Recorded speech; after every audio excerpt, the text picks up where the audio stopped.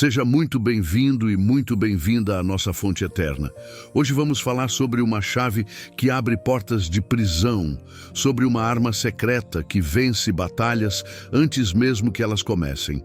Se você está passando por uma luta e sente que suas forças estão acabando, este vídeo é um sopro de esperança e poder para você. Convido você a se inscrever no canal para que possamos juntos descobrir a força que existe em um coração que adora. Qual é a nossa primeira reação quando enfrentamos um problema sério? Quando recebemos uma notícia ruim? Quando o medo bate à porta? Quando as finanças apertam? Quando um relacionamento está por um fio? Se formos honestos, nossa reação natural é a preocupação. Nós reclamamos, murmuramos, sentimos medo, tentamos resolver tudo com nossas próprias forças, ficamos ansiosos. E tudo isso é muito humano. Mas a Bíblia nos ensina um caminho diferente, um caminho que parece não fazer sentido à primeira vista, um caminho que é totalmente o contrário do que sentimos vontade de fazer. Esse caminho é o do louvor.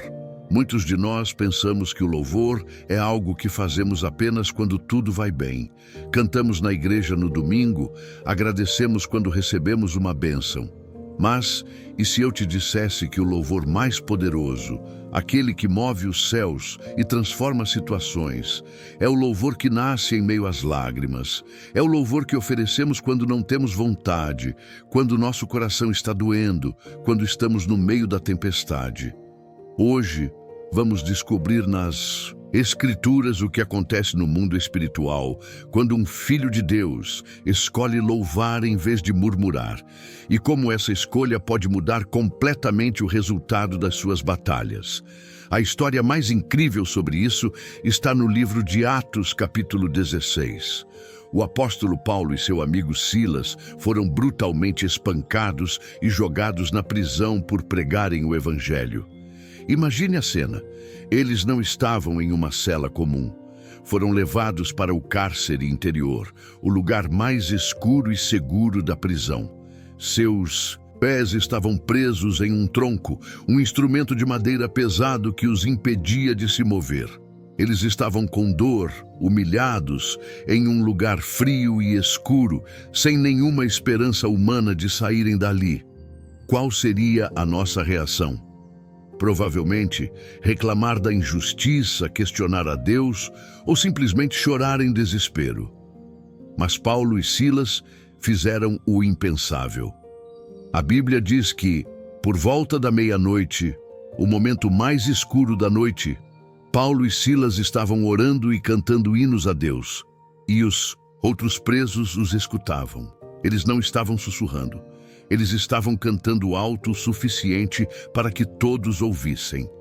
Eles escolheram encher a prisão escura com o som do louvor. Eles não louvaram a Deus pela prisão, mas louvaram a Deus na prisão. Eles pararam de olhar para as correntes e para as paredes e levantaram os olhos da fé para o Deus que é maior que qualquer prisão. E o que aconteceu em seguida foi extraordinário. A Bíblia diz que, de repente, sobreveio um terremoto tão grande que os alicerces do cárcere se abalaram. Imediatamente, todas as portas se abriram e as correntes de todos se soltaram. O louvor deles, em meio à dor, convidou o poder de Deus para aquele lugar. O terremoto não foi uma coincidência. Foi uma resposta divina a um coração que adora.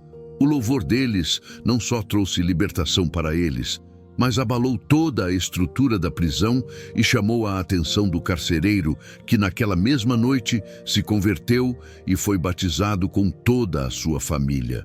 A lição é poderosa. O seu louvor no meio da sua prisão pessoal não liberta apenas você, mas pode ser o instrumento que Deus usará para trazer libertação e salvação para as pessoas ao seu redor. Louvar na escuridão é um ato de guerra espiritual que quebra cadeias. Temos outra história impressionante sobre isso no Antigo Testamento, em 2 Crônicas, capítulo 20. O rei Josafá, rei de Judá, recebeu a notícia de que um exército imenso formado por 3 nações inimigas, estava vindo para destruí-los. A Bíblia diz que Josafá teve medo. Ele era humano. Mas o que ele fez com o seu medo? Ele não entrou em pânico. Ele chamou todo o povo para jejuar e orar. E em sua oração, ele fez uma das declarações de dependência mais bonitas da Bíblia. Ele disse a Deus: nós não temos força para enfrentar este exército imenso que está nos atacando. Não sabemos o que fazer, mas os nossos olhos se voltam para ti. Depois dessa oração, Deus respondeu através de um profeta e disse ao povo para não ter medo, pois a batalha não era deles, mas de Deus. E então Deus lhes deu a estratégia de batalha mais estranha que alguém já ouviu. Ele não disse para eles prepararem as espadas e os escudos. Ele disse ao rei Josafá para colocar na frente do exército os cantores, o coral, para irem à frente da batalha louvando ao Senhor. Imagine a cena. Em vez de soldados fortes na linha de frente, eles colocaram músicos e cantores que marchavam em direção ao inimigo cantando: deem graças ao Senhor, pois o seu amor dura para sempre.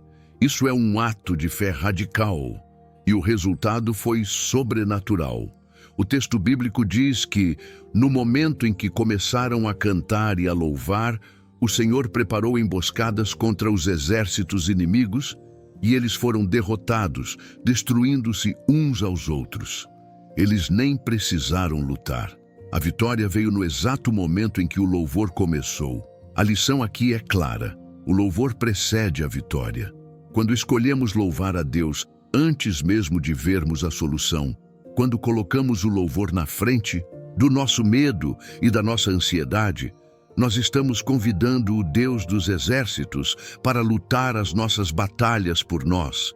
Estamos tirando os olhos do tamanho do exército inimigo e colocando os olhos no tamanho do nosso Deus.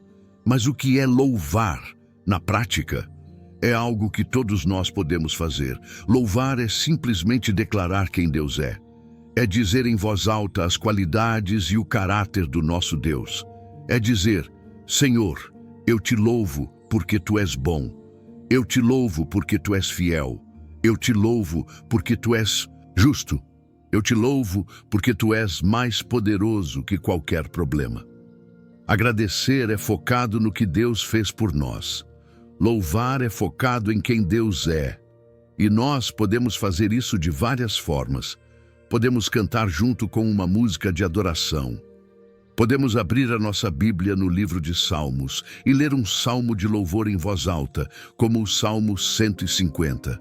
Podemos simplesmente, em nossas próprias palavras, falar com Deus e exaltar o seu nome, mesmo que com lágrimas nos olhos.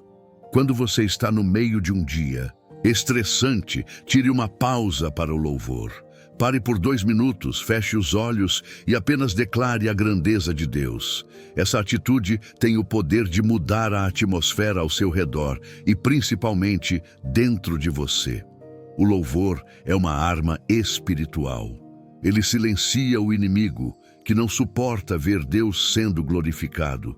Ele fortalece a nossa fé, pois nos lembra do tamanho do Deus a quem servimos. E ele abre as portas para o poder sobrenatural de Deus agir em nosso favor.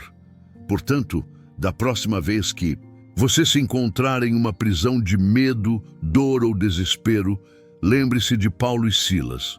Comece a cantar. Da próxima vez que um exército de problemas vier contra você, lembre-se de Josafá. Coloque o louvor na frente da sua batalha. A escolha de louvar em meio à tempestade não nega a existência da tempestade, mas declara com fé que o seu Deus é o Senhor sobre ela. A melhor maneira de experimentar o poder do louvor é começando a praticar. Eu te convido a dar um passo de fé agora mesmo. Escreva nos comentários uma única qualidade de Deus pela qual você escolhe louvá-lo hoje. Pode ser, por exemplo, Senhor, eu te louvo porque tu és fiel. Ou, Senhor, eu te louvo porque tu és bom. Vamos encher este espaço com a adoração que move os céus. Se esta mensagem te deu uma nova arma para as suas batalhas, inscreva-se no canal Fonte Eterna e ative o sino. Aqui sempre aprenderemos juntos a viver no poder e na vitória que Deus tem para nós. Que o som do seu louvor seja mais alto que o barulho da sua tempestade. Fique na paz.